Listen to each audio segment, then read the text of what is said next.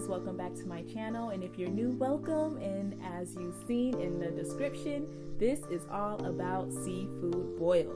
Now, this was my first time making a seafood boil, and I can say I loved everything about it. I don't eat seafood, I know, but I do love the corn and I love the potatoes and I love the sauce. So it was enough for me to want to make it and see if I could make it. And I can say that I am very proud of myself for this, because this was a meal that I definitely had to cook blind with, but at the end of it all, everything came out so delicious.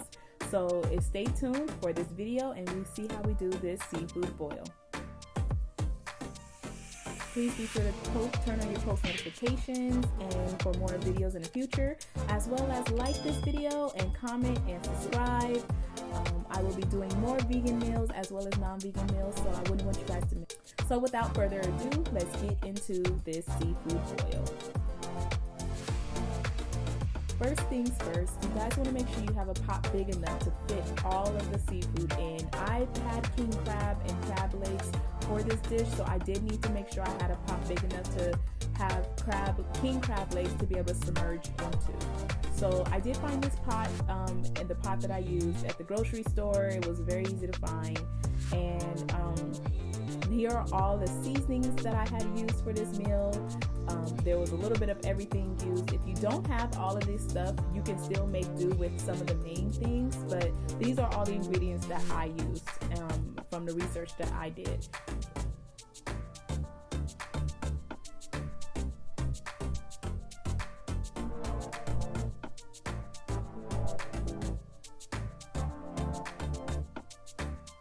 Okay, so first you want to start off by washing off your red potatoes and chopping them in quarters. I only chopped them because I did have bigger potatoes to work with, and I chopped them to make them smaller. But if you have the smaller red potatoes, by all means you can keep them the small red potatoes without chopping them. You just want to wash them off and prep them to go into the water.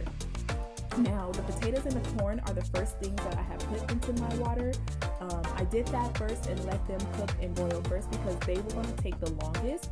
And then I just made sure I chopped up my onions as well as my garlic.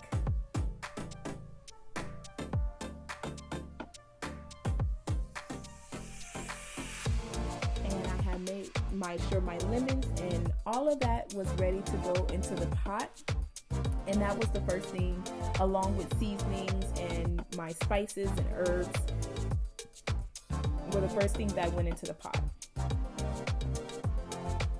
So once you have everything chopped and prepped, you just go ahead and throw it right into the water, and then you want to add your crab boil seasoning mixture into that same pot, along with some bay leaves and some freshly black cracked peppercorns. I could have used regular pepper, but I did the peppercorns because there was so much water and I wanted to make sure that, you know, it had that good flavor of black pepper in there. So the peppercorns were just the easier alternative.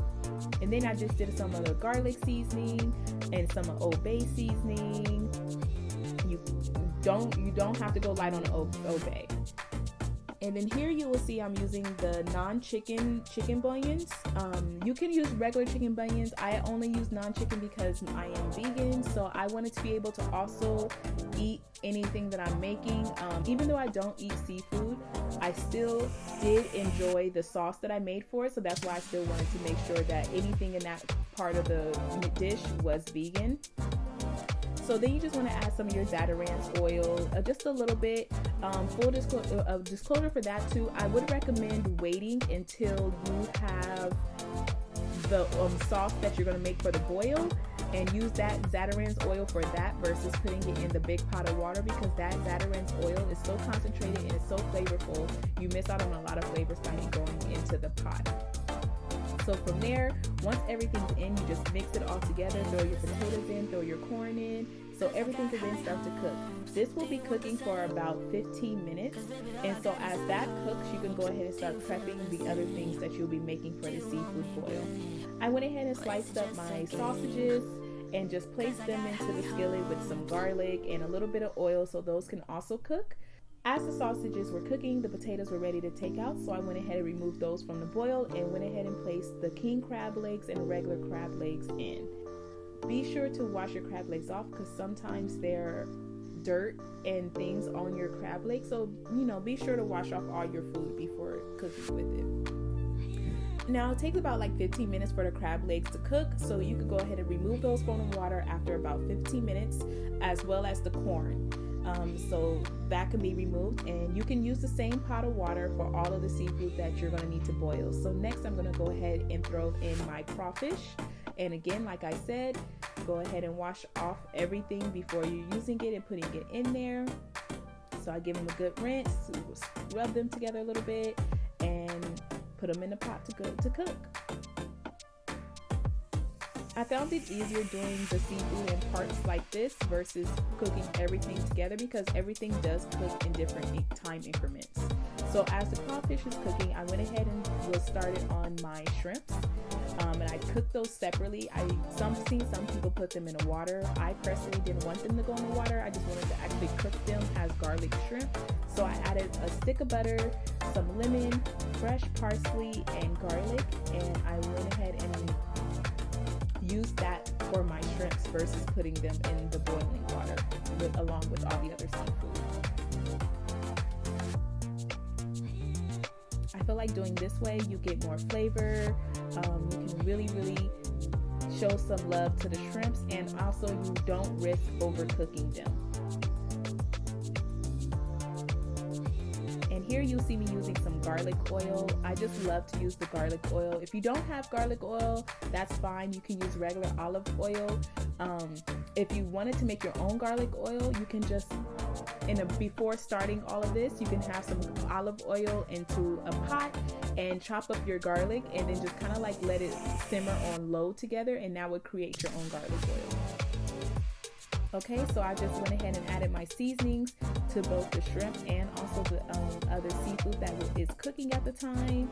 And once the shrimps are done, it doesn't take long. And once they're to your liking season-wise and texture-wise, you can just go ahead and get ready to take those out as well.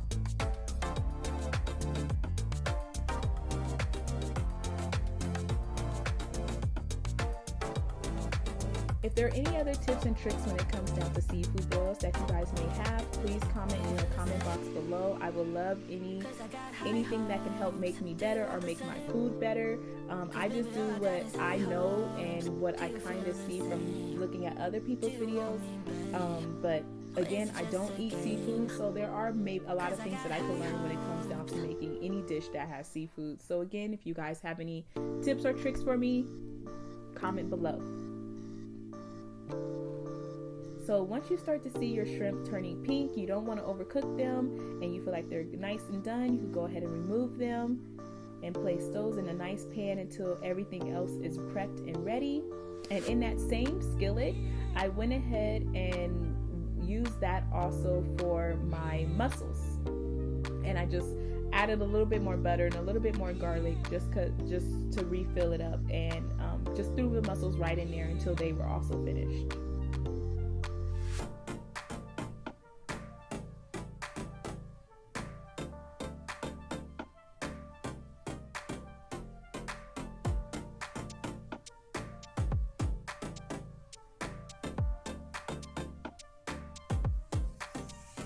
So you just want to give those a nice little toss and saute.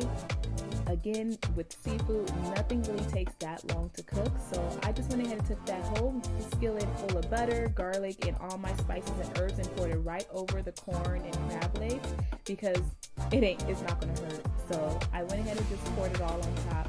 And the crawfish were now finished, and I went ahead and removed those from the pot and took out everything else that was in there, left in there. And now we're going to start on the crab boil sauce. Here is where I just went ahead and added my butter, the rest of that Zatarain's oil, lemon, and I'm mixing the garlic here. It was a little difficult to mince it, so I ended up just slicing it, and I added some more Old Bay seasoning and some fresh lemon juice. Now for the crab boil sauce, you want to be sure that this is as flavorful as you can possibly get it. So do not be stingy on the flavors with this sauce. And once everything, all the ingredients is in there that you would like, I also added some Louisiana hot sauce because if you want it a little bit spicy, you can use that hot sauce to kick up the spice, as well as cayenne pepper. So once your sauce is done, everything else is pretty much done and ready to be eaten. And there is the finished product of everything. And guys, when I tell you it was so good, it was so good. I have made a salmon for myself because like I said, I don't eat seafood, but I did make this blackened salmon. If you guys want to see the recipe for that, please hit the comment box below. I would love to do another salmon and show you guys how I do my blackened salmon. But this is everything for the seafood boil. Oh, and I also made a macaroni and cheese. If you guys want my macaroni and cheese recipe, both vegan and non-vegan, please comment in the comment box below. I would love to do a video for you guys if you guys are interested in seeing that as well. But this is my seafood boil, and it was so good. I could just taste everything all over again. Oh my gosh. But I hope you guys enjoyed this video. Thank you for watching, and until my next video.